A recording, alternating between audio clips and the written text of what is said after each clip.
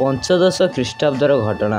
ଦକ୍ଷିଣ ଭାରତରେ ଜଣେ ସାଧୁ, ନାମ ତାଙ୍କର ଚକେଇ ଦାସ। ତାଙ୍କର ଇଚ୍ଛା ହେଲା ଉପକୂଳରେ ଆସି ପ୍ରଭୁ ଜଗନ୍ନାଥଙ୍କୁ ଦର୍ଶନ କରିବେ ଏବଂ ଶ୍ରୀକ୍ଷେତ୍ରରେ ସବୁଦିନ ରହି ମହାପ୍ରସାଦ ଖାଇବେ। ତାଙ୍କର ଦୃଢ଼ ଇଚ୍ଛା ଶକ୍ତି ବଳରେ ସେ ଆସି ଶ୍ରୀକ୍ଷେତ୍ରରେ ପହଞ୍ଚିଲେ, ପ୍ରଭୁଙ୍କୁ ଦର୍ଶନ କଲେ ଓ ମହାପ୍ରସାଦ ସେବନ କଲେ। ଯାହା କିଛି ଭିକ୍ଷା ମାଗି ରଖିଥିଲେ ସବୁ କିଛି ଦିନ ପରେ ସରିବାକୁ ବସିଲା।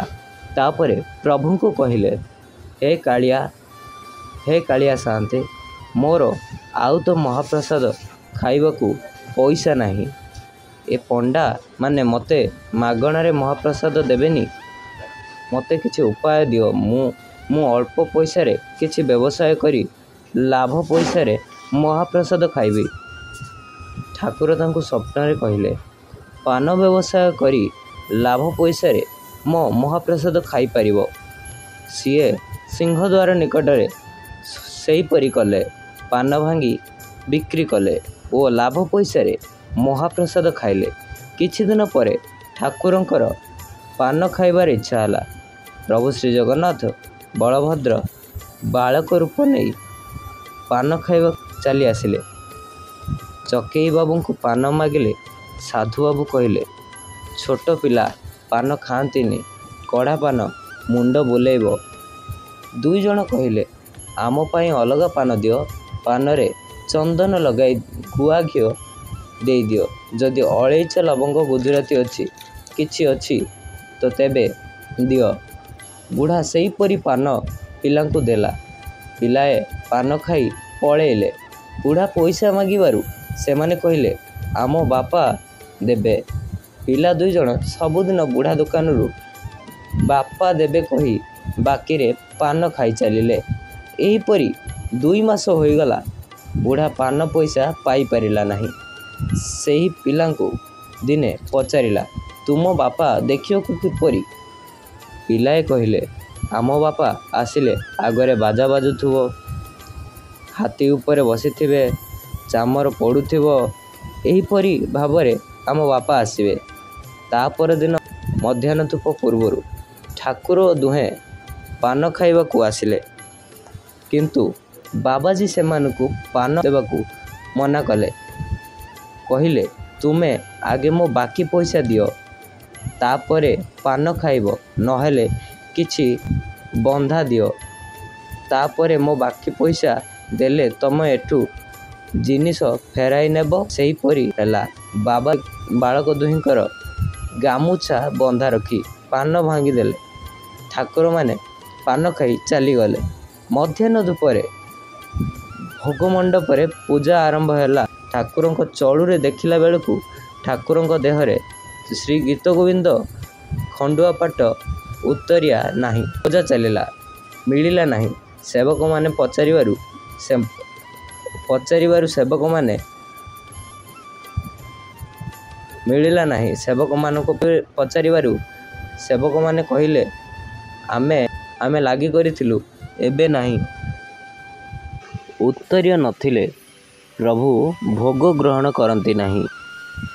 ରାଜାଙ୍କୁ ଏକଥା ଜଣାଗଲା। ରାଜା ଆସୁଛନ୍ତି। ପାଟ ପଟୁଆରରେ ହାତୀ ଉପରେ ବସି ବାଜା ବାଜୁଛି। ଆସି ସିଂହଦ୍ୱାର ନିକଟରେ ପହଞ୍ଚିଲେ। ବାବାଜୀ ଦେଖିଲେ। ପିଲା ଦୁଇଜଣ କହିବା ଅନୁସାରେ ଇଏ ସେଇମାନଙ୍କର ବାପା ବୋଧେ। ପିଲାମାନଙ୍କର ଗାମୁଛା ଛଡ଼େଇ ରଖିବାରୁ ବୋଧେ ତାଙ୍କ ବାପା ଆସିଛନ୍ତି ପଇସା ଦେବାକୁ। ହଉ, ଯେତିକି ପାନ ଖାଇଛନ୍ତି ତାଠାରୁ ଅଧିକ ପଇସା ତାଙ୍କ ବାପାଙ୍କ ଠାରୁ ଆଦାୟ କରିବି। ରାଜା ହାତୀ ଉପରୁ ଓହ୍ଲାଇ ମନ୍ଦିରକୁ ଯିବାବେଳେ ବାବାଜୀ ବାଟରେ ରୋକିଲେ ଆଉ କହିଲେ, ଆଗ ମୋ ବାକି ପଇସା ଦିଅ, ତାପରେ ମନ୍ଦିରକୁ ଯିବ। ରାଜା ଆଶ୍ଚର୍ଯ୍ୟ ହୋଇ ପଚାରିଲେ, କ'ଣ ବାକି ପଇସା ବାବାଜୀ? ବାବାଜୀ କହିଲେ, ତୁମର 2 ପୁଅ ମୋ ଠାରୁ 2 ମାସ ହେଲା ପାନ ଖାଉଛନ୍ତି। ପଇସା ମାଗିବାରୁ କହୁଛନ୍ତି ବାପା ଦେବେ। ରାଜା ପଚାରିଲେ, ପିଲା ଦୁଇଜଣ ଦେଖିବାକୁ କିପରି? ବାବାଜୀ କହିଲେ, ଜଣେ କଳା ଆଉ ଜଣେ ଗୋରା। ବୟସ ପାଖାପାଖି 10ରୁ 12 ବର୍ଷ ଲେଖାଏଁ ହେବ।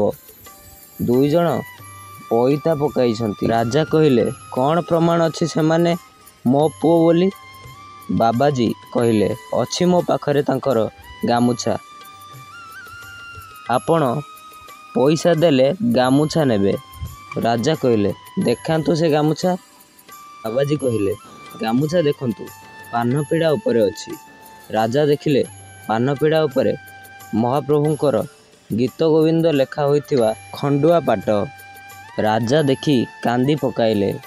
ବାବାଜୀଙ୍କ ପାଦ ତଳେ ପଡ଼ିଗଲେ।